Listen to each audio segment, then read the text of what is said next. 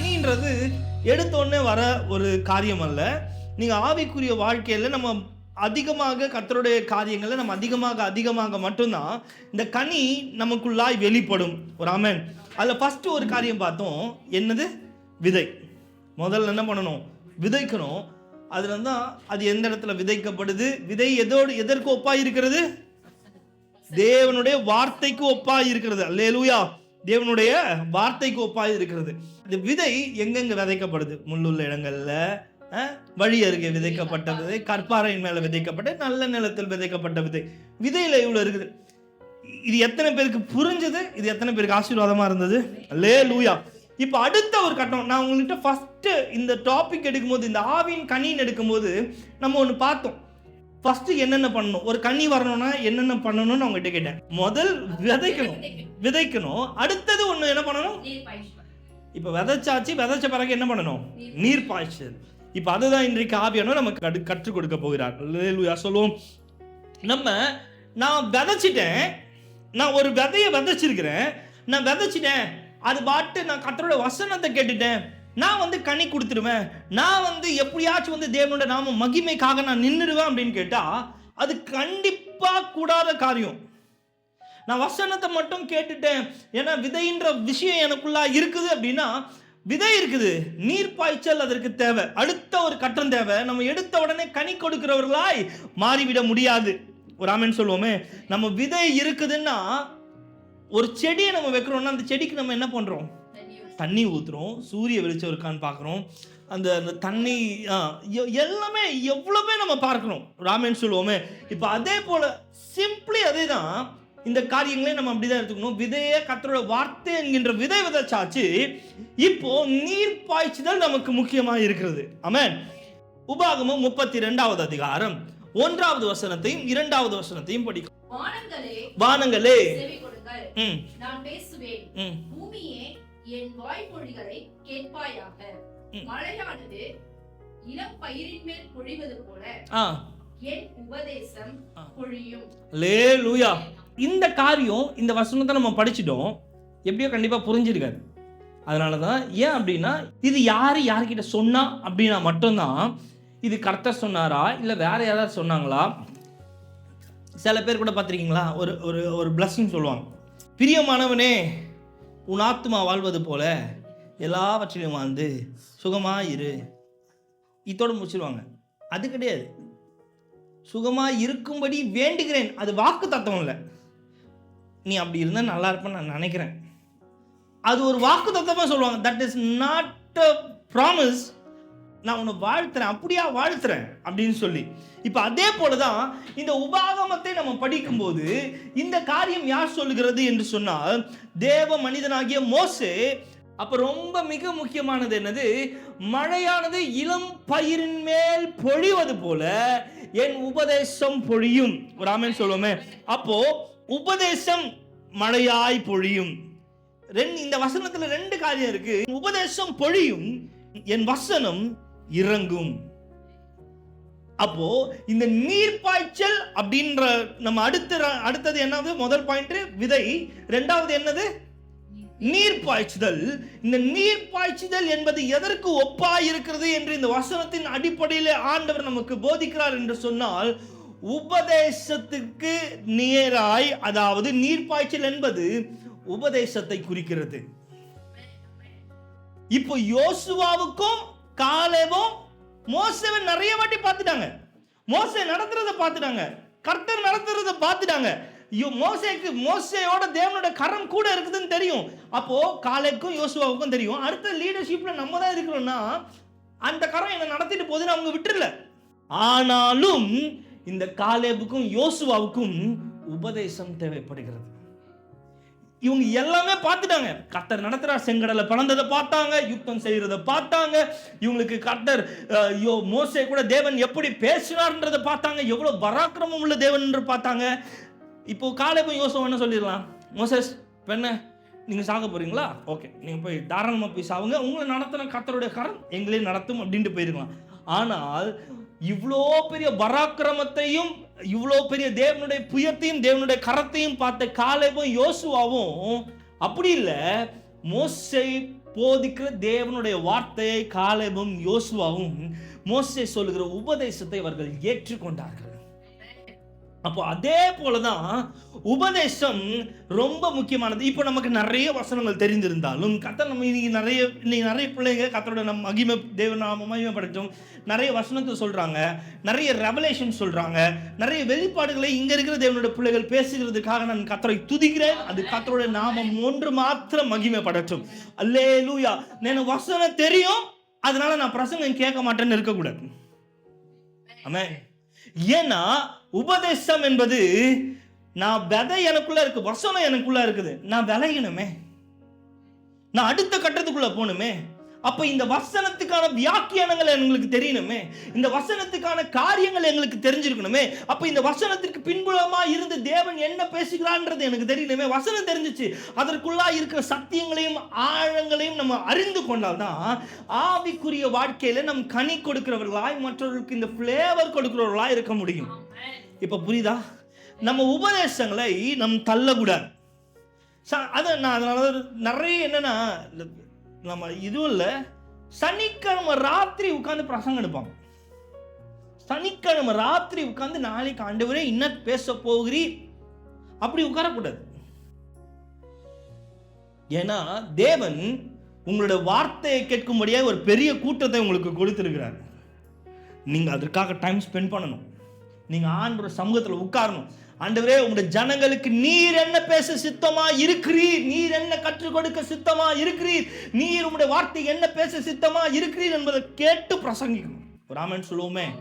அப்போ நான் விசுவாசிக்கிறேன், அப்போ கர்த்தர் உங்களையும் பயன்படுத்தும் போது இங்க இருக்கிறவங்க தேவ பிள்ளைகள் நீங்களும் ப்ரீச் பண்ணிருக்கீங்க. நீங்க ஒரே நாள்ல உட்காந்து நோட்ஸ் எடுத்து வந்து பேசிடுறீங்களா? பேச முடியாதுன்ற தாண்டி அப்படி பேசக்கூடாது. நீங்க நாளைக்கு கர்த்தர் இந்த இடத்துல இருந்து கொண்டு போய் உங்களை ஊழியத்தில் பயன்படுத்தும் போது ஒரு நாள் ராத்திரி ஏதோ ஒரு சூழ்நிலையில கர்த்தர் திடீர்னு ஒரு சூழ்நிலை வந்துருச்சு அப்படின்னா பரவாயில்ல. இல்லைங்க, அந்த மாதிரியான ஒரு கம்ஃபர்டபுள் ஜோனுக்கு போகக்கூடாது. ஒரு ஆமென் சொல்லுவோமே. நீங்க தேவனுடைய வார்த்தைக்காக காத்திருக்க வேண்டும், தேவனுடைய வசனத்தை விவரிக்க வேண்டும், தேவனுடைய வசனத்தை நாம் நிதானிக்க வேண்டும். ஏன்னா நீங்க பேச போகிற ப்ரீச்சிங் அப்படிங்கிறது நம்ம சம்டைம்ஸ் ஆளாளுக்கு வர்றது, மைக் எடுத்துக்கிறாங்க. இப்போ பேசுங்க, அது ரொம்ப நல்லது, எல்லாரையும் உற்சாகப்படுத்துகிறோம். ஆனா எதுவுமே தெரியாம இவங்களே ஒரு வசனத்தை படிச்சுட்டு இவங்களே அதுக்கு ஒரு வியாக்கியானம் பண்ணிட்டு வருதுன்றது அந்த விதை மேல ஊற்றப்படுகிற தவறான தண்ணீரா இருக்கு. அது கனி கொடுக்காது, அது விளைய செய்யாது, அது வேதத்தை குறித்ததான ஒரு ஆசையை அவங்களுக்குள்ளாய் தூண்டாது. ஓகே, நீங்கள் 3 பாயிண்ட், ஓகே அடுத்த வாரம் என்ன 3 பாயிண்ட் யார் பேசுகிறாங்கன்னு தெரியலையே அப்படின்ற ஒரு ஜோனுக்குள்ளே தான் போவோம். ஆனால் வசனம் நம்ம அதிகமாக நம்ம தெரிஞ்சுக்க வைக்கும். நம்ம வியாக்கியானம் பண்ண பண்ண பண்ண தேவனோட வார்த்தை மேலே நமக்கு ஆர்வம் வரும். உண்மையை சொல்கிறேங்க, ஆரம்பத்தில் ஊழியத்துக்கு வரும்போது எனக்கு இந்த வசனத்து மேலே இன்ட்ரெஸ்டே இருக்காது. வர்ஷிப்பு வர்ஷிப்பு வர்ஷிப்பு வர்ஷிப்பு வர்ஷிப், பாட்டு பாட்டு பாட்டு பாட்டு பாட்டு பாட்டு எழுதுறது பாட்டு எழுதுறது பாட்டு எழுதுறது பாட்டு எழுதுறது, அல்லேலூயா அல்லேலூயா அல்லேலூயா. எனக்கு இந்த வசனம்ட்டாலே கொஞ்சம் ஜர்க்காயிடுவேன். ஆனால் இதற்குள்ளா இருக்கிற ரகசியங்களை தெரிஞ்சுக்க தெரிஞ்சுக்க தெரிஞ்சுக்க தெரிஞ்சுக்க கர்த்தரோட நாம மகிமைப்படட்டும். வேதமும் இப்போ அதுக்கு பின்னாடி இருக்க பேக்ரவுண்டும் அதுக்கு பின்னாடி இருக்கிற ஹிஸ்ட்ரியும் தேவன் படிக்க வச்சுன்னு இருக்கிறார். அப்போ அந்த ஆர்வத்தை உங்களுக்குள்ள வசனம் தூண்டும். அப்போ இந்த விதை உங்களுக்குள்ள அடுத்தது என்ன பண்ணோம்னா, நான் வளர்கிறதுக்கு ரெடியாக இருக்கிறேன், மேலே தண்ணி ஊற்றி கேட்டுக்கிட்டே இருக்கும். அப்போ உங்கள் மேலே அந்த தாகம், அந்த வசனம்ன்ற விதை, அந்த வசனம், அந்த உபதேசம் உங்கள் மேலே ஊற்றப்பட நீங்கள் கனி கொடுக்க ஆரம்பிப்பீர்கள். அடுத்த கட்டத்துக்குள்ளாக வளருவீர்கள். அல்லேலூயா, ஆமென். படிக்கலாம். 1 தீமோத்தேயு 4வது அதிகாரம் 16வது வசனம். உன்னை குறித்தும் உபதேசத்தை குறித்தும் போதும் சகோதரி. அல்லேலூயா. இங்க அப்போஸ்தலனாகிய பவுல் தீமோத்தேயுவுக்கு சொல்றாரு. அதாவது இந்த பாஸ்டர்ஸ்க்காக, ஊழியம் செய்கிறவர்களுக்காக, ஒரு ஆமென் சொல்லுவோமே, ப்ரீச் பண்றவங்களுக்காக, ப்ரீச் பண்ண போற தேவ பிள்ளைகளுக்காக ஸ்தோத்திரம். காதுள்ளவர்கள் கேட்க கடவர்கள். ஒன்ன குறித்தும் உபதேசத்தை குறித்தும் எச்சரிக்கையாரு. ஒன்ன குறித்து நீ ரொம்ப எச்சரிக்கையாரு. ஆமென். இனி வசனத்தை எப்படி புரட்டலாம்? சிலர் சொல்றாங்க, நீ என்ன வேணா பண்ணு, நீ எப்படி இருந்தாலும் பரலோகம் போயிடுவேன், என்ன இஷ்டம், நீ எப்படி வேணா வாழலாம், ஒருத்தன் ஆஃப் டவுசர் போட்டு அசிங்கமாக பேசிட்டு இருக்கான். அரைக்கால் டவுசர் போட்டுக்கிட்டு சபையில் சினிமா பாட்டு பாடிக்கிட்டு அவன் சபையில் நின்று அசிங்கமாக பேசுகிறான். அதுக்கு அந்த அசிங்கமாக பேசுறதுக்கு ஒரு ஆமே, அவன் அசிங்கமாக பேசுறது ஒரு அல்லேலூயா. இது வெக்க கேவலமான ஒரு காரியமாக இருக்குது. தேவ பிள்ளைகளே, இதுக்கெல்லாம் நம்ம இடம் கொடுத்துடவே கூடாது. கர்த்தரோட பிள்ளைங்கன்னா சினிமா பாட்டு பாடக்கூடாது.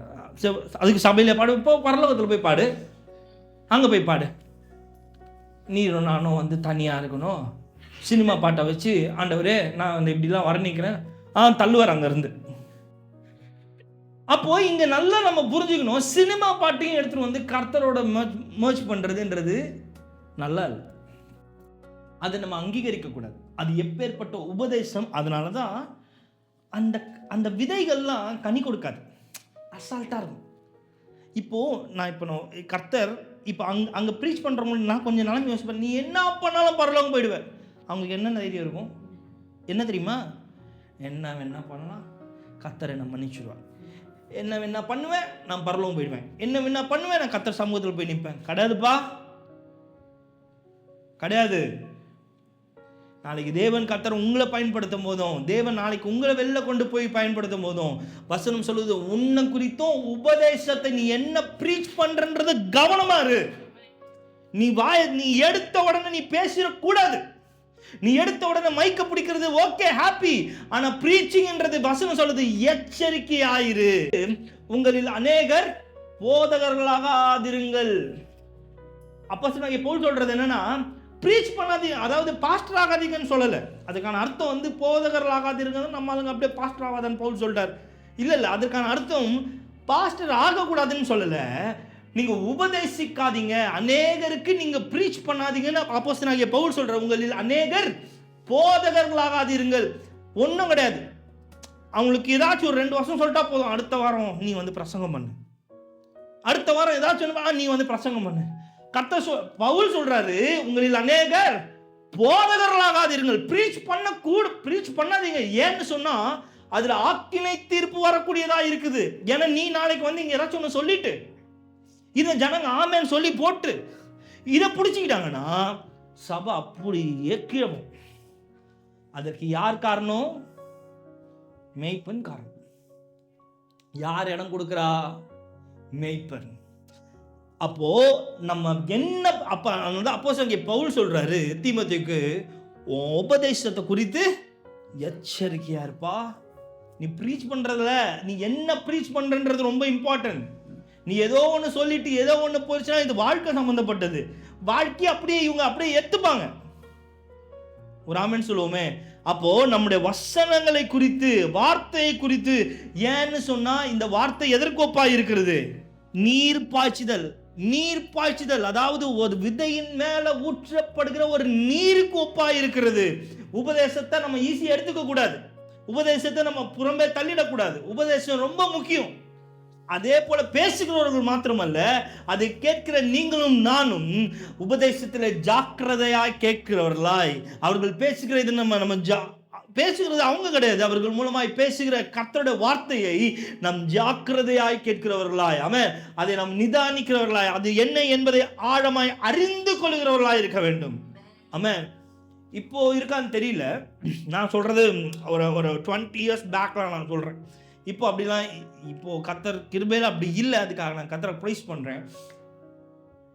ஒரு சர்ச்சில் ஏதாச்சும் ஒரு வாலிப பிள்ளை கொஞ்சம் ஷார்ட்டாக இப்படி கட் பண்ணிட்டு வந்திருப்பாங்க. இந்த இடத்துல இப்படி ஸ்டைலாக இப்படி ஒரு கட்டு, தலை ஃபுல்லாக கலரிங், தலை ஃபுல்லாக கலர் பண்ணிட்டு கொஞ்சம் ஒன்றா வந்துட்டான். தலை ஃபுல்லாக கலர். நீ பரலோகம் போவ, உன்னை பரலோகம் கத்தர் கூட்டு போவார். உன்னை பரலோகத்து கத்தர் கூட்டு போக மாட்டாரு, நீ கைவிடப்பட்டு போவ. சபைக்கு வரும்போது ஒழுக்கமாவாங்க. சபைக்கு வரும்போது தலையில ஒரு கலர் வச்சுக்கிட்டு, சபைக்கு வரும்போது தாடியை இப்படி வச்சுக்கிட்டு, நீ இப்படி வந்தா கத்தர் உங்களை பரலோகத்துக்கு கூட்டு போவாரா? கைவிட்டு பட போவ. அவர் வரும் நாள்ல நீ கைவிடப்பட்டு போவ. அத்தனை நாள்ல இருந்து வருது கிடையாது. யாரு? அந்த வாலிப பிள்ளைங்க சபைக்குள்ள வர்றது கிடையாது. நான் கண்ணெதிர்க்க பார்த்த நிறைய சாட்சிகள் இருக்குது. இந்த மாதிரி திட்டி வராம போன வாலிபர்கள் அநேகர்.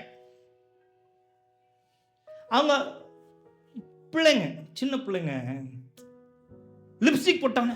லிப்ஸ்டிக் போட்டியா, உலகம் வந்துச்சு பாரு, உலகம் வந்துச்சு, உலகம் வந்துச்சு. நீ வெயிட், எங்க இருக்கிறீங்க நீங்க?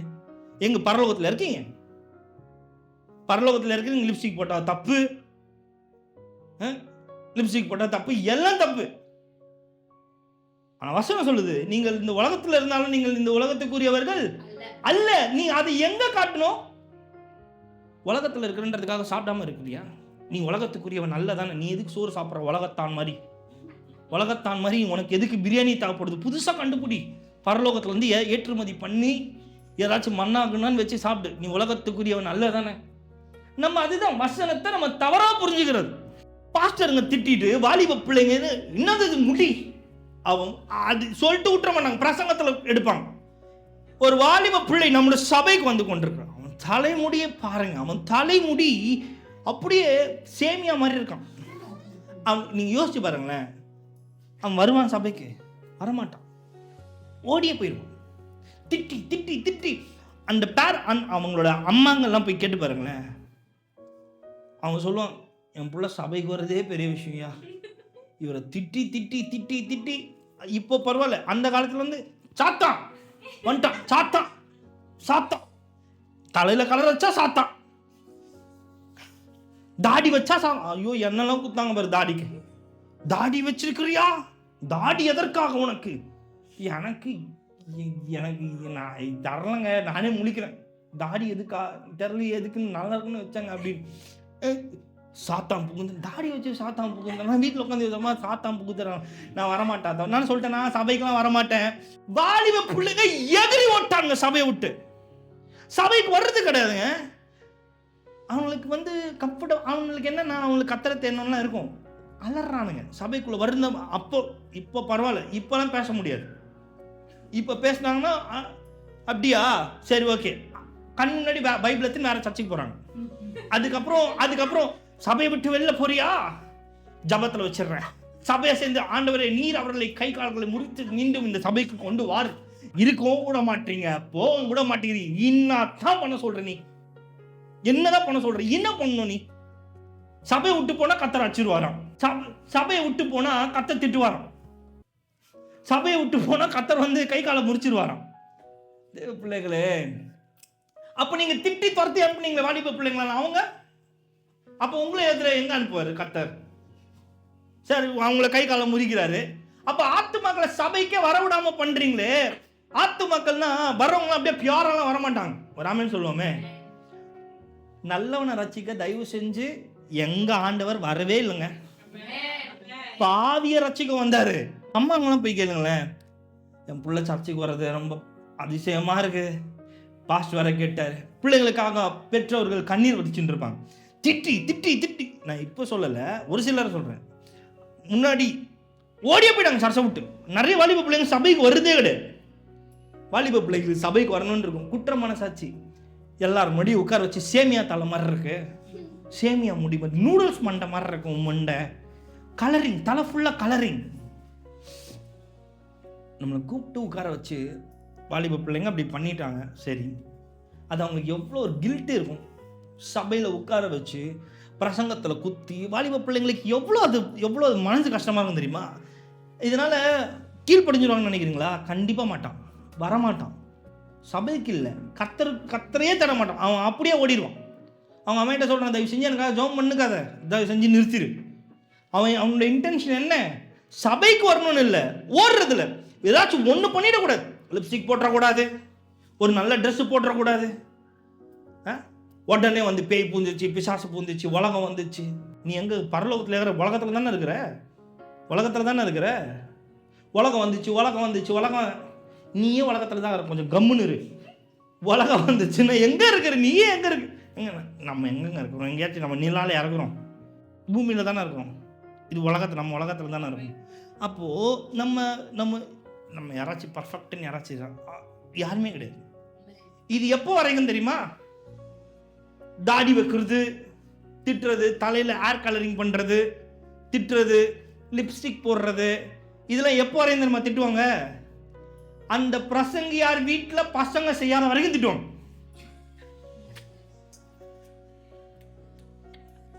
அந்த பிரசங்கியார் வீட்டுல அவங்க பையன் வந்து, அந்த பிரசங்கியார் வீட்டுல இருக்க அவங்களுக்கு பையன் இருக்காருன்னு நினைச்சோம், அவங்க பையனுக்கு தாடி வச்சாருன்னு நினைச்சோங்களேன், அத்தோட அந்த பிரசங்கம் வராது. அந்த பிரசங்கியார் வீட்டுல இருக்க பிள்ளைகளுக்கு யாராச்சும் லிப்ஸ்டிக் போட்டாங்கன்னா அதுக்கப்புறம் பிரசங்கம் வராது. வாலிப பிள்ளைகள் காலம் மாறி விட்டது, பதில் சொல்ல முடியாதுப்பா, பதில் சொல்ல முடியாது. நான் தேவ பிள்ளைகளே, நான் இன்னைக்கு சொல்றேன், இன்னைக்கு கர்த்தர் என்னை இங்க நிக்க வச்சிருக்கிறாருன்னா நான் எப்படி இருந்தேன்னு தெரியணும்.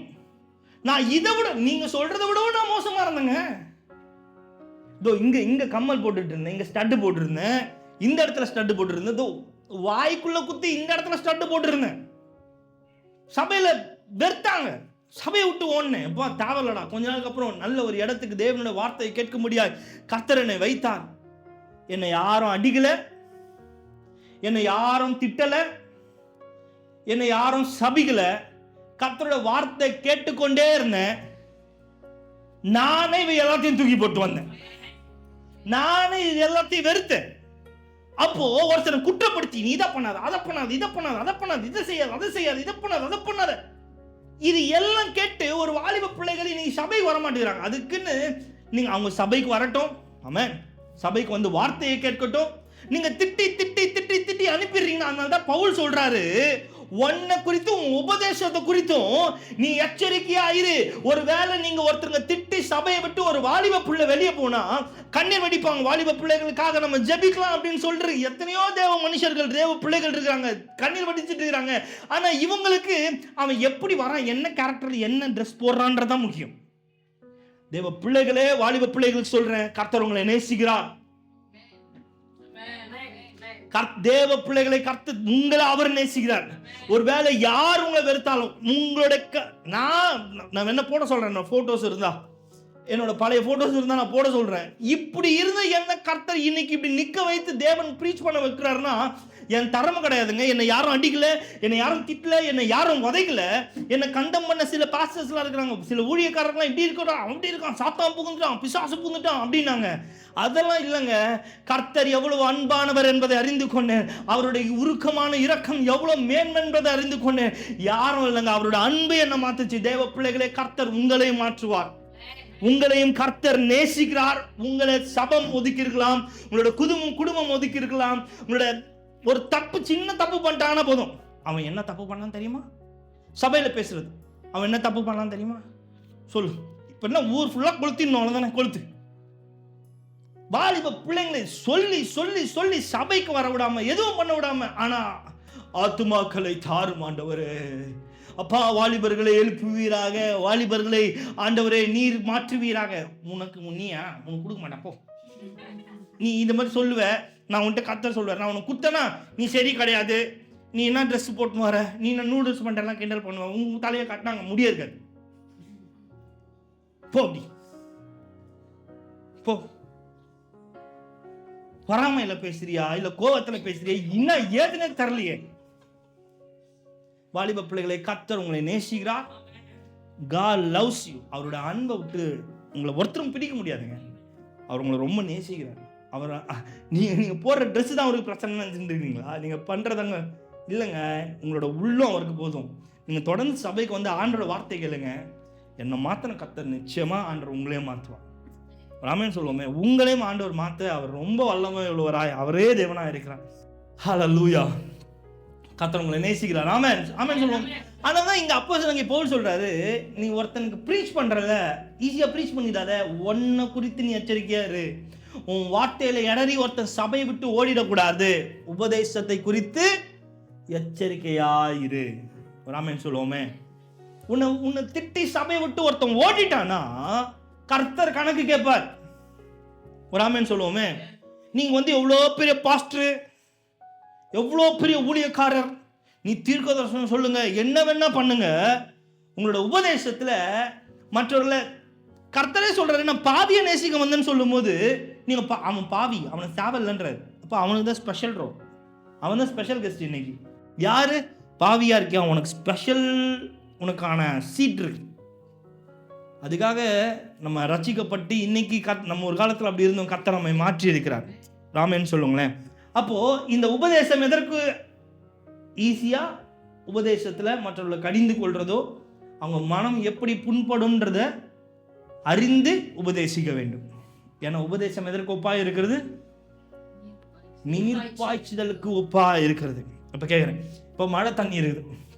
அப்போ மழை தண்ணி வந்து நடுவில் மழை தண்ணி எதுவுமே இல்லை, அதில் ஒரு தண்ணியை ஒரு ஒரு பாத்திரத்தை வச்சு அதை சூடு பண்ணி குடித்தா நல்லதா கெட்டதா? நல்ல தண்ணி, மழை தண்ணி ரொம்ப நல்ல பியூர் வாட்டருங்க. அது நீங்கள் சூடு பண்ணி காய்ச்சி குடிக்கலாம். ஒரு வேளை இந்த ஓடுகளில் இந்த வீடுகள் வாசல்லாம் கீழே வைப்பாங்க, டக்கு டக்கு டக்கு டக்குன்னு டக்கு, அது ஒரு பெரிய சவுண்டாக இருக்கும். அந்த தண்ணியை நீங்கள் காய்ச்சி குடிப்பீங்களா? ஏன் குடிக்க மாட்டீங்க? மேலேருந்து வர உபதேசம் நல்ல உபதேசம் தான், அது அப்படியே பொழிஞ்சிச்சுன்னா நல்லது. உங்களுக்கு புரிஞ்சிருக்கும்னு நினைக்கிறேன். அப்படியே பொழிஞ்சிருச்சுன்னா நல்லது. இன்னைக்கு நம்ம ஆளுங்களும் அந்த மாதிரி தான், ஒரு வார்த்தை சொல்லிட்டா போதும், பாஸ்ட் மேலே போச்சு, நான் வர மாட்டேன். தயவுசெய்து நீ அப்படிதான், நீ அவர் என்ன பண்ணுறது, அவர் என்ன பேசினா தெரியுமா? மற்றவனுக்கு பேசும்போது ஜாலியாக இருந்துச்சா? இன்னைக்கு பாஸ்டர் நல்லா பேசினார்னா அவங்க குடும்பத்தையே செஞ்சார் பார். வீட்டுக்கு வந்து நல்லா குத்துனார், நல்லா உரைச்சிருக்காதுன்னு நினைக்கிறேன், நீ நல்லா உரைச்சிருக்கும். அப்போ ஜாலியாக இருந்துச்சா? ஜாலியாக இருந்துச்சுல. இப்போ உன்னை குத்துற பாத்தி, அவரு நன்றி மறந்துட்டாரு, நம்ம ஆதி காலத்து விசுவாசி நம்மளை குத்திட்டாரு. உபதேசம் குத்தம். பாஸ்டர் என்னதான் பேசினார். மெயின் ஏன் நமக்கு வருதுன்னா, நம்ம குத்தப்படுறோம், அது நமக்குன்னு தெரியுது. ஆனால் அவரோட மைண்டில் நம்ம இருந்தே இருக்க மாட்டோம். சில பேர் வந்து பாயிண்ட் அவுட் பண்ணி குத்துவாங்க. சில பேருக்கு வந்து அந்த மழை வானத்துலேருந்து பொழிகிற மாதிரி பொழிஞ்சிடும். சபையில் பிரச்சனை ஓனா பேசும்போது, நம்ம ஏதாச்சும் ஒரு காரியத்தை கொஞ்சம் இவங்களோட கோவத்தை எல்லாத்தையும் சேர்த்து வச்சு பேசும்போது, அடுத்த நாள் பெரிய பிரச்சனையாயிட்டு அடுத்த வாரத்துலேருந்து அவங்க உட்கார இடம் காலியாகுது, வரமாட்டாங்க சபைக்கு. நம்ம ஆட்களும் அதனால தான் சொல்கிறது, அந்த மழையானது மேலேருந்து இறங்கும் போது அது எப்படி சூடு பண்ணி குடிக்கும் போது அது ரொம்ப நல்லா பியூராக இருக்கோ, ஆனால் அது ஓடுகள் மேலேயும் வண்டிகள் மேலேயும் வீடுகள் மேலேயும் படிந்து வரும்போது அதற்குள்ளே இருந்த அழுக்க நம்ம சூடு பண்ணி நம்ம குடிக்க முடியாது. அதனால தான் பவுல் சொல்கிறாரு, உபதேசத்தை குறித்து எச்சரிப்பாக இருக்கணும். இல்லை அந்த தண்ணியை குடித்தா என்ன ஆகிடும்? உடம்புல பாதிப்பு வரும், சிக்காயிரும், உடம்புல தேவையில்லாத பிரச்சனைகள்லாம் வரும். சில உபதேசங்களை குறித்து கேட்கிற நீங்களும் நானுமே எச்சரிக்கையாக இருக்கணும். எல்லாத்தையும் ஏற்றுக்கக்கூடாது. அவர் பாஸ்டருங்க ஒரு நல்ல ஒரு மாதிரி இருக்கிறாரு, கத்தி பேசுகிறாரு, ஏற்றுக்கக்கூடாது. என்ன பேசுகிறாங்க, தேவ ஆவியானவர் அவர் மூலமாக என்ன காரியங்கள் எனக்கு பேசுகிறாரு, அப்போ அதுலேருந்து எனக்கு ஒரு காரியங்கள் குற்றப்பட்டது என்று சொன்னால் அந்த குற்றப்படுதல் நல்லது. அந்த குற்றப்படுதலான காரியங்களை நாம் மாற்றிக்கொள்ள வேண்டுமே தவிர நம்ம என்ன பண்ணுறோம், இந்த சபை வேணாம், வா வேற சர்ச்சைக்கு போகலாம், போயிடும். அப்போ குத்தப்படுதல் என்னன்னா, அப்போ ஒன்றும் இல்லை, நம்ம அப்போஸ்தலர்ல படிக்கிறோம், பேதுரு இறங்கி பேசும்போது, பேதுரு பிரசங்கிக்கும் போது எதனால அவங்க ரசிக்கப்பட்டாங்க? அநேக தேவனுடைய வார்த்தையில குத்தப்பட்டவர்களாய் அன்றைய தினத்தில் 5000 பேர் சபையிலையும் 3000 பேர் சபையில சேர்த்துக்கொள்ளப்பட்டாங்க. 1000 சேர்த்துக்கொள்ளப்பட்டாங்க. எதுல? தேவனுடைய வார்த்தையில குத்தப்பட்டவர்களாய். அப்போ வசனம், அந்த உபதேசம் நல்லது. என் மேல பொழிகிற உபதேசம் எல்லாம் வந்து எனக்கு வந்து கம்ஃபர்டபுளான உபதேசம். கர்த்தர் உன்னை ஆசீர்வதிப்பார், கர்த்தர் உன்னை பெருக செய்வார், கர்த்தர் உன்னை நடத்துவார், இது எல்லாம் ஓகே, ஆமென், அது வேணும். ஆனா நம்மை மாற்றிக்கொள்ளுகிற உபதேசமும் வேணும். நீங்க தவறான ரூட்ல போகும்போது கூட கரெக்ட் ஜெயிச்சிருவேன் சொல்ல முடியாது. ஆமென். தவறான ரூட்ல ஓடும்போது ஆண்டவர் பேசும்போது சீரியஸாமே தெரியாது எத்தனை பேர் குத்தப்படுது. அநேக பிரசங்கம் தேவநாமம் மகிமைப்பட்டுரும். எத்தனையோ பிரசங்கங்கள் நான் அப்படியே இந்த இடத்துல அப்படியே தொண்டை அடைச்சிக்கும், அவ்வளோ குத்தப்படுவேன், கம்முன்னு பேசுவேன். அதுக்கப்புறம் ராத்திரி போய் ஆண்டவரே இந்த காரியங்களை மாற்றிக்கொள்ள விரும்புகிறேன் நான் கேட்பேன். ஆல்ரெடி விதைச்சாச்சு. அந்த விதையில நல்ல தண்ணி ஊத்துனா அடுத்த காரியம் நீர் பாய்ச்சும் போது அது விளையும். ராமன் சொல்லுவோமே, அது நீர் பாய்ச்சும் போது விளையும். இப்போ அதில் அழுக்கு தண்ணியை சுடு தண்ணியை ஊற்றும் போது அந்த விதையானது அழுகி போகுது. தேவனோட வசனம் உங்களுக்குள்ளா இருக்கும்போது உங்கள் மேல் என்ன மாதிரியான தண்ணி ஊற்றப்படுகிறது என்பதை நீங்கள் அறிந்து கொள்ள வேண்டும். ஆமென். நீங்கள் மற்ற எல்லா காரியத்தையும் டக்குன்னு எடுக்கக்கூடாது. டிவியில் யாராச்சும் வந்துட்டாங்கன்னா அவங்க பிடிச்சிக்கிறீங்க. ஒரு சர்ச்சுக்கு போயிருந்தேன். ஒரு அம்மா என் கையை பிடிச்சிட்டு என்கிட்ட சொன்னாங்க. அந்த சர்ச் எப்படி இருக்கும் அப்படின்னா, ரொம்ப பெரிய சபை அல்ல. அந்த சர்ச்சுக்கு நிறைய நீடட் இருக்குது, நிறைய தேவைகள் இருக்குது. அந்த சபைக்கான நிறைய தேவைகள் இருக்குது. அந்த சர்ச்சில் இருக்க பாஸ்டர்லாம் எனக்கு தெரியும். அவங்க சபைகளுக்காக ஜெபிச்சு கொண்டிருக்கிறாங்க. அவங்களோட அந்த மேலே அந்த ரூஃப்காக அதுக்காக ஜோம் பண்ணிட்டு இருக்காங்க. அதில் வந்திருக்கிற ஒரு அம்மா என் கையை பிடிச்சிட்டு சொன்னாங்க, பாஸ்டர், என் கையை பிடிச்சி அப்படியே சொன்னாங்க, எங்கள் பாஸ்டரு வல்லமை இல்லை, டிவியில் ஒருத்தர் வந்தார், ஏன் அழுகுற மகளே, அழாத அப்படின்னாரு. அப்போ அழுதுந்தேன் பிரதர். எனக்கு அப்படியே ஆச்சரியமாயிடுச்சு, எப்படி என் அழாதன்றாரு. ரெண்டாவது என் பேர் சொல்லி கூப்பிட்டார் பிரதர், பேர் சொல்லி கூப்பிட்டார். அன்னைக்கு முடிவு பண்ணிட்டேன், என் காணிக்கை யாருக்கு கொடுக்கணும்? டிவியில் வர ஐயாவுக்கு நான் கொடுத்துட்றேன், ஸ்கேன் பண்ணி அனுப்பிடுறேன். என்கிட்ட கையை பிடிச்சிட்டேன். எப்படி ஐயா, என் பேர் அவருக்கு தெரியும் அப்படின்னு. என்ன பேர் உண்டு அப்படின்னு. மரியாதை. கேள்விப்பட்டதே இல்லை இந்த பேர், என்ன இப்படி ஒரு பேர் இருக்குது அண்ணா அப்படின்னு. மரியாதையா? மரியாதை கேள்விப்பட்டது இல்லை. நான் தெரியாதா உங்களுக்கு? தெரியாது. மரியாதை ஒரு பேர் இருக்கா இந்த உலகத்தில்? தெரியலம்மா, எனக்கு தெரியலையே. ஐயா கரெக்டாக சொல்லிட்டாரியா. எல்லாம் ஐயா ஐயா பேசினதுல 90% ஐயா ஐயா ஐயா ஐயா ஐயா ஐயா ஐயா. நீங்க விதைக்கப்படுகிற தேவ பிள்ளைகள் சபையில நின்று கர்த்தர் உங்களுக்கு கொடுத்திருக்கிற ஆலயம் எந்த நிலைமையில இருக்குது? நீங்க ஒன்னே நினைச்சு கூட நூதனமா இவர் கேட்கிறாரு. நான் கண்டிப்பா கேட்கல. நான் ஆல்ரெடி உங்களுக்கு தெரியும், தேவநாம மகிமைப்படட்டும். உங்ககிட்ட நான் வாண்டற எதுவுமே நான் பணம் வேணும்னு நான் கேட்டதில்லை, இனிமேலும் கேட்க மாட்டேன். ஆமென் ஆமென். இந்த செய்தி இது ஒரு செல்ஃப் ப்ரமோஷனாக நான் ஒரு உஷாராக இப்படி நான் கேட்குறேன். நான் அப்படி கேட்கவே இல்லை, அப்படி கேட்கவும் மாட்டேன். கர்த்தர் என்னை நடத்துகிறார், கர்த்தர் என்னை போஷிக்கிறார். அவர் கொடுக்குற கிருபையில் நான் நிறைவாக இருக்கேன். கர்த்தர் பெரியவர், கர்த்தர் நல்லவர். உங்களுடைய சபைக்கு, உங்களுடைய பாஸ்டருக்கு கர்த்தர் உங்களுக்கு கொடுத்த ஊழியத்தில் உங்களுடைய சபையோட நீடு என்ன? உங்களோட சபைக்கு என்ன தேவைப்படுது? உங்களோட சபைக்கு டிவியில் வரான்றதுக்காக நம்ம அவங்களுக்கு நான் கொடுக்கக்கூடாதுன்னு சொல்ல. நான் அவர்களை டிவியில் வர தேவனோட பிள்ளைகளுக்காக, ஊழியர்களுக்காக நான் கர்த்தரை ப்ரைஸ் பண்ணுறேன். அல்லேலூயா. அதே போல் அவங்களுக்கு ஒரு இதுவாக்கிடுறாங்க. உங்கள் வீடு இருக்குது, ஒருத்தர் செல்ஃபோன் கடை வச்சிருக்கிறார். என்கிட்ட செல்ஃபோன் வாங்கினீங்கன்னா இதோ போகிறாங்க பாருங்க, இவங்களோட வீட்டை நான் உங்களுக்கு எழுதி கொடுத்துட்றேன்ற. நீங்கள் இந்த வீட்டுக்குள்ளே போய் சொந்தமாக்கிக்கலான்ற. ஒத்துப்பீங்களா, ஒத்துக்க மாட்டீங்களா? ஏன் ஒத்துக்க மாட்டீங்க சொல்லுங்க. ரெண்டாவது, ஃபோன் விற்கணும்னு நீ வித்துரு, நீ வித்துட்டு போ. என் வீட்டை கொடுப்பேன்னு சொல்றதுக்கு நீ யாரு? என் வீட்டை நீ வித்து, அதுவும் உன் வீட்டை குத்தாலும் பரவாயில்ல. விற்கிறவன் என்ன சொல்லணும்? நீ என்கிட்ட வாங்கிக்கோ, நான் என் வீட்டை எடுத்துக்கோன்னு சொல்லணும். பரலோகத்தில் அவர்கள் பலன் மிகுதியை. யாரை கேட்டுப்பா நீ சொல்ற? நீ யாரை கேட்டு சொல்ற? வா, எங்க இருக்குது? முட்டாளாக்கி வச்சிருக்கானுங்க, முட்டாளாக்கி வச்சிருக்கானுங்க. இதை நம்புறதுக்கு அல்லேலூயா அல்லேலூயா கட்டம் வாங்கி திரும்ப சொல்றேங்க, கட்டம் வாங்கி ஆஃபரிங் அனுப்புறவங்க நான் பார்த்துருக்கேன். கடன் வாங்கி, நான் சொல்றது கடன் வாங்கி ஆஃபரிங். அப்படி நீங்க கொடுக்கணும்னு அவசியமே கிடையாதுங்க. என் கர்த்தர் ஐஸ்வர்யத்தில் அவர் எவ்வளவு பெரிய தேவன். தம்முடைய மகிமையினால் உங்களோட குறைவுகளை நிறைவாக்குவேன்றார்.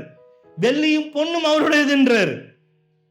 கடன் வாங்கி கொடுக்கணுன்ற உங்களை பார்க்குறாருங்க, அவர் உங்களை பார்த்துனுக்கிறாரு. நீங்க அவ்வளோ கஷ்டப்பட்டு கர்த்தருக்கு கொடுக்க வேண்டாம். தயவு செய்து புரிந்து கொள்ளுங்க. இதெல்லாம் எதன் அடிப்படையில் வாங்குறீங்க?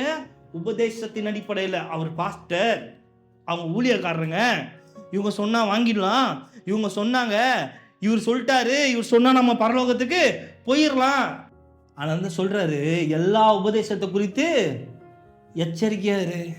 எனக்கு அவ்வளோ சிரிப்பா இருந்தாலும் இதை நம்பி ஒரு பின்னாடி அவ்வளோ பெரிய கூட்டம் இருக்குங்க. வசனத்தை கேட்கறது கிடையாது, வார்த்தையை கேட்கறது கிடையாது. இதை விட்டவும் பெரிய விஷயம் என்ன தெரியுமா பார்க்குறாங்க? அவர் சொல்லிட்டார், அவர் சொல்லிட்டார், அவரோட வாயிலிருந்து அந்த வார்த்தை வந்துருச்சு. கர்த்தரோட பெரியவர் யாருமே இல்லைங்க. அதனால தான் அப்போஸ்தலனாகிய பவுல் சொல்றாரு, உங்களோட உபதேசத்தை குறித்து எச்சரிக்கையா இருப்பா. உன்னை நம்பி ஒருத்தரங்க ஒரு காரியத்துக்குள்ள இறங்குறாங்கன்னா அதுக்கு நீங்க எவ்வளோ பெரிய கணக்கு கொடுக்கணும் தெரியுமா? அதனாலதான் ஒரு பக்தன் பாடுறாரு, கணக்கு கேட்கும் கர்த்தர் வருவார், வெறும் கையாய் நிற்பாயோ, இது சிந்திக்கும் காலம், செயல்படும் நேரம், மௌனமாயிருக்காதே. திரும்பவும் சொல்கிறேங்க, டிவியில் வரவங்க ஊழியக்காரர்கள் எல்லாம் கெட்டவங்களும் கிடையாது, டிவியில் வர ஊழியக்காரங்க எல்லாம் கிடையாது. ஆமென். பரிசுத்தவங்களும் கிடையாது. நீங்கள் ஏதாச்சும் வேற போட்டு ஃபில் பண்ணுற போகிறீங்க. ஆமென். அந்த கண்ணெதிர்க்கு அந்த அம்மா கையை பிடிச்சிட்டு சொல்லுது, அனுப்பிடுவோம் பிரதர், தசம சபைக்காக அங்கே கண்ணீர் வச்சு ஜெபம் பண்ணிட்டு இருப்பாங்க. ரூஃப் போட முடியல, கத்தாவே உங்களுக்கு தேவன் கொடுத்திருக்கிற இடத்துல நீங்கள் உண்மையாக இருங்க. ராமேன்னு சொல்லுவோமே, கர்த்தருக்கு நீங்கள் மனுஷனுக்கு உண்மையாக இருக்க தேவையில்லை, நீங்கள் பாஸ்டருக்கு உண்மையாக இருக்க தேவையில்லை. ராமேன்னு சொல்லுங்கள், பாஸ்டருக்கு உண்மையாக இருக்க தேவையில்லை, மனுஷனுக்கு உண்மையாக இருக்க தேவையில்லை, கர்த்தருக்கு உண்மையாக இருங்க. ஏன்னா உங்களை தேவன் பார்த்து கொண்டிருக்கிறார். கர்த்தருக்கு உண்மையாக இருங்க, கர்த்தர் உங்களை ஆசீர்வதிப்பார். அப்போது மற்றவர்கள் சொல்லுகிற உபதேசத்தெல்லாம் நீங்கள் எடுத்துக்கிட்டோன்னா உங்கள் மேலே ஊற்றப்படுகிற தண்ணீர் எப்படி ஆயிரும்? எல்லா உபதேசத்தையும் எடுத்துக்கிட்டிங்கன்னா போயிடும், ஒரு மாதிரி ஆயிடும். இப்போ அதில் இன்னொரு பாயிண்ட் இருக்குது, உபதேசத்தை குறித்து நம்ம ரொம்ப ஜாக்கிரதையாக இருக்கும். இன்னொரு காரியம் இருக்குது, இந்த உபதேசத்தை இப்போ தண்ணி நல்ல தண்ணியா, என்ன சொன்னோம், நல்ல தண்ணியா, ஊற்றப்படுகிற நீர் கெட்ட தண்ணியா அப்படின்றத பார்க்கணும். இது ஒரு குரூப் இருக்கு, நல்ல தண்ணியை பார்க்கறதுல கெட்ட தண்ணி. இப்போ அடுத்த ஒரு குரூப் இருக்கு, நல்ல தண்ணியை கெட்ட தண்ணியா பார்க்கறது கிடையாது, யார் எனக்கு தண்ணி ஊத்துறான்றது பார்க்கறது. எனக்கு நீங்க ஊத்துற தண்ணி எனக்கு நல்ல தண்ணியா இருந்தாலும் பிரச்சனை இல்லை, நீங்க ஊத்துற தண்ணி எனக்கு கெட்ட தண்ணியா இருந்தாலும் பிரச்சனை இல்லை, எனக்கு இது மேட்டர் கிடையாது, யார் அந்த தண்ணியை ஊத்துறான்றதே எனக்கு மேட்டர். அதாவது ஒரு இன்னைக்கு இருக்கிற யங் ஜெனரேஷன் பாஸ்டர்ஸ், அதாவது இளம் ஊழியர்கள்லாம் பார்த்த உடனே என்ன நினைக்கிறாங்கன்னா, இவங்க எனக்கு ப்ரீச் பண்ணுவாங்களா? என் வயசு என்ன தெரியுமா, எங்களோட அனுபவம் என்ன தெரியுமா, என் வயசுக்கு என் வயசு கூட இருக்காது இவரோட அனுபவம், நீங்களும் எனக்கு ப்ரீச் பண்ணுவீங்களா, நீங்களும் எனக்கு உபதேசிப்பீங்களா? ஆண்டவர் சாமுவேல் இடத்துல கத்த சொல்றாரு, நீ போய் அபிஷேகம் பண்ணுன்னு. யார? தாவீத. ஈசாயோட எல்லா பிள்ளைங்களும் வராங்க, பெரியவன் எல்லாம் வந்துட்டாங்க. இவனை இப்படி ஒருத்தன் தாவீதுன்னு ஒருத்தன் இருந்தான், மறந்தே போயிட்டாங்க, அவனுக்கு கண்டு கூட இல்லை. ஆனா கர்த்தரோ இவன் இல்லை, இவன் இல்லை, இவன் இல்லை, எல்லாரையும் நிராகரிச்சுட்டு ஆடு மேய்த்து கொண்டிருந்த ஒரு சின்ன பிள்ளைய கர்த்தர் கொண்டு வந்து நிறுத்தினார். ராமன் சொல்லுவோமே. இப்போ யோசிச்சு பாருங்க, ஈசாயினுடைய எல்லா வாரிசுகளும் அங்க நிற்கும் போது இந்த தாவீதை தேவன் சாமுவேல் மூலமாய் அபிஷேகம் பண்ணினார். நான் பெரியவன், நீ எனக்கு ப்ரீச் பண்ண கூடாது, நீங்க சின்னவன், நீ எனக்கு ப்ரீச் பண்ண கூடாது, இது நீங்க சொல்லக்கூடாது. இது விஷயம் இல்ல, அவங்க மேல இருக்கிற அபிஷேகம் முக்கியம். ஒண்ணு இல்லைங்க, சாமுவேல் பிறந்த உடனே தேவாலயத்தில் விட்டுட்டாங்க. ஆண்டவர் பேசணும்னா ஏலி கிட்ட டைரக்டா பேசியிருக்கலாம், கரெக்டுங்களா? ஆண்டவர் பேசணும்னா தேவாலயத்தில் தங்கியிருந்த மனுஷன் கிட்ட ஆண்டவர் பேசணும் பேசியிருக்கலாம். ஆனா ஏலி கிட்ட ஆண்டவர் பேசுறதுக்கு பெரிய ஊழியக்காரன் தேவைப்படல, அபிஷேகம் பண்ண பெரிய ஞானவன் தேவைப்படல, சாமுவேல் போதுமானவனா இருந்தான். அந்த சின்னவன், அந்த சின்ன குழந்தை, தேவனுடைய பிள்ளை, இவன் போயிட்டு ஏலிக்கு தீர்க்க தரிசனங்களை உரைக்கிறான். ஆனால் ஏலி அதை ஏற்றுக்கொண்டான். அவன் வயசு என்ன, அவன் சைஸ் என்ன, யார் எனக்கு ப்ரீச் பண்றா, இவர் எனக்கு ப்ரீச் பண்றா, இல்ல இல்ல, இது என் மேல ஊற்றப்படுகிற தண்ணீர், இந்த உபதேசம் என்பது என் மேல் ஊற்றப்படுகிற தண்ணீர், நான் இதை ஏற்றுக்கொள்ளுகிறேன், நீங்க இதெல்லாம் பார்க்க கூடாது. ராமன் சொல்லுவோமே, சின்ன பிள்ளைங்க பேசினாங்கன்னா அக்ரி பண்றது அக்ரி பண்ணாம இருக்குது உங்க இஷ்டம், ஆனா நீங்க அவர்களை மேலோட்டமா பார்க்க கூடாது, அவர்களுக்குள்ளாக இருக்கிற அபிஷேகத்தை பார்க்கணும். இன்னைக்கு எப்படின்னா சபைகள்ல சின்ன பசங்க வந்துட்டாங்கன்னா கோச்சிக்கிறாங்க, பெரிய மூத்த விசுவாசிங்களாம் நான் சின்ன பையன் வந்து ப்ரீச் பண்ணுறான். திரும்பவும் சொல்கிறாங்க, யார் என்ன பேசக்கூடாது சர்ச்சில். ஆமே, சின்ன பிள்ளைங்களா இருக்கட்டும் பெரியவங்களா இருக்கட்டும் யாரும் பேசக்கூடாது. சபையில் போதிக்கணும் அப்படின்னா அதுக்கு ஒரு அபிஷேகம் வேணும், அதற்கு ஒரு அழைப்பு வேணும், அதற்கு ஒரு காலிங், அதற்கு ஒரு பிரதிஷ்டை வேணும். அது இல்லாம சும்மா வாய்க்கு வந்ததெல்லாம் பேசிக்கிட்டு இருந்தோம்னா அது நல்லது கிடையாது.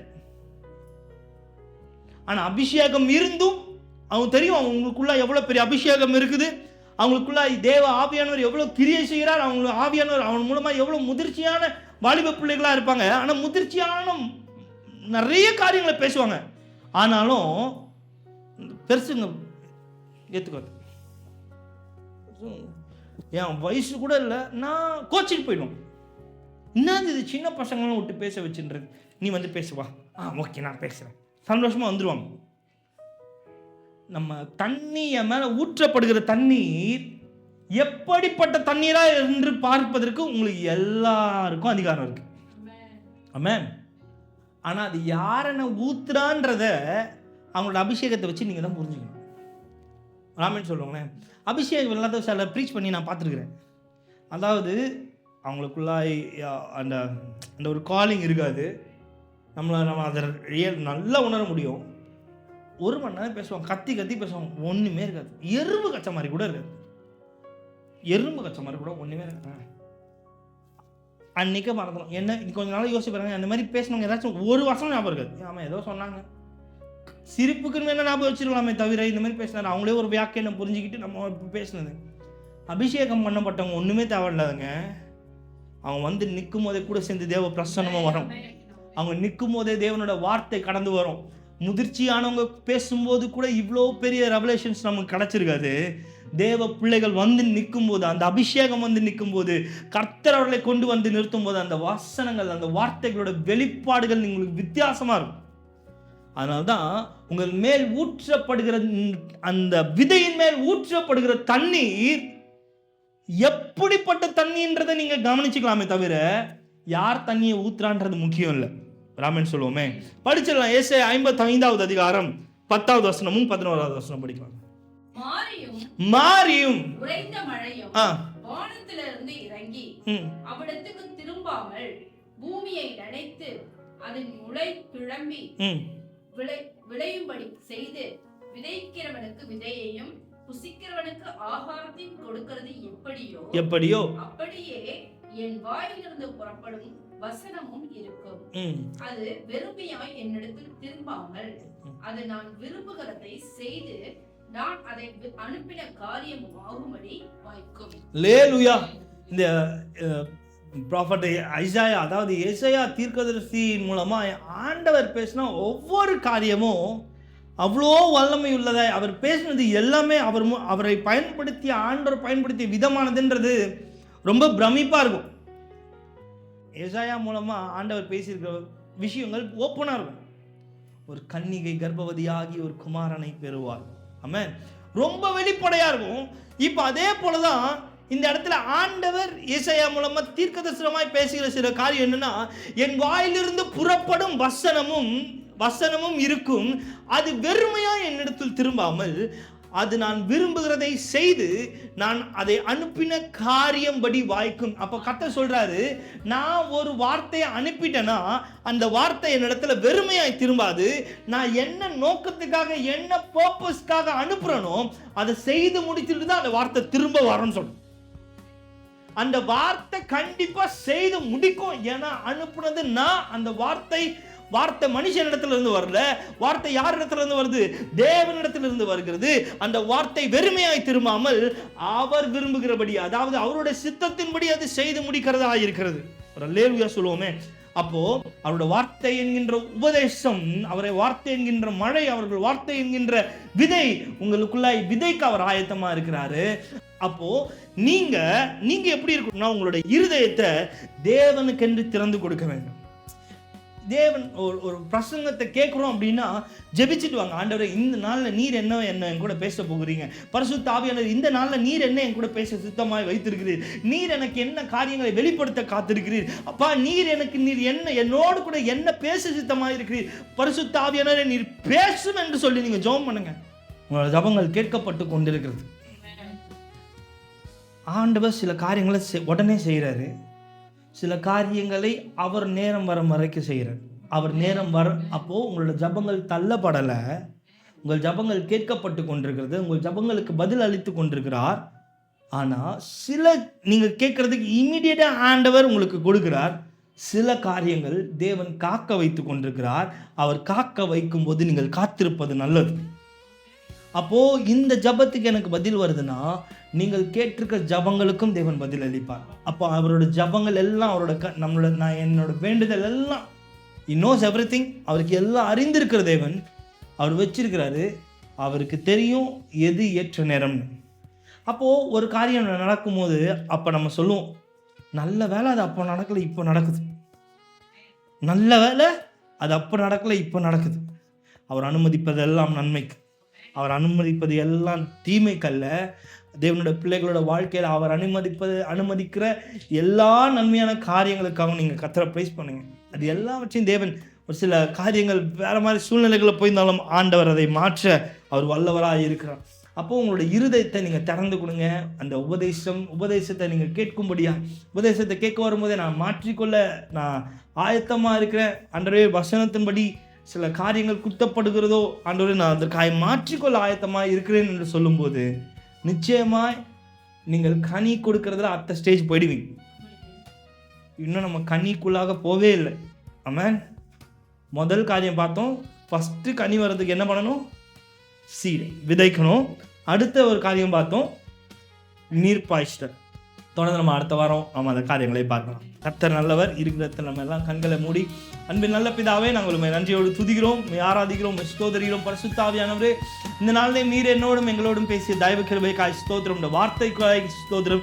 அன்றைய வார்த்தையில நாங்கள் நிலைத்து நின்று உமக்கென்று கனி கொடுக்கும்படியாய் இந்த நாமத்தின் மகிமைக்கென்று அன்றைய உபதேசங்களை நாங்கள் புறம்பே தள்ளாதபடிக்கு ஆவியானவர் நீர் எங்களுக்கு உதவி செய்தாலும் தேவ ஆவியான நீர் மகிமைப்படும். உங்கள் நாமம் ஒன்று மாத்திரம் மகிமைப்படட்டும். எல்லா கணம், எல்லா மகிமை, துதிப்புகள், ஸ்தோத்திரங்கள் யாவற்றையும் நாங்கள் ஒவ்வொருவருக்கே செலுத்துகிறோம். எங்கள் இயேசுவின் நாமத்தில் ஜெபித்து பதிலை எடுத்துக்கொள்கிறோம். எங்கள் ஜீவனுள்ள நல்ல பிதாவே.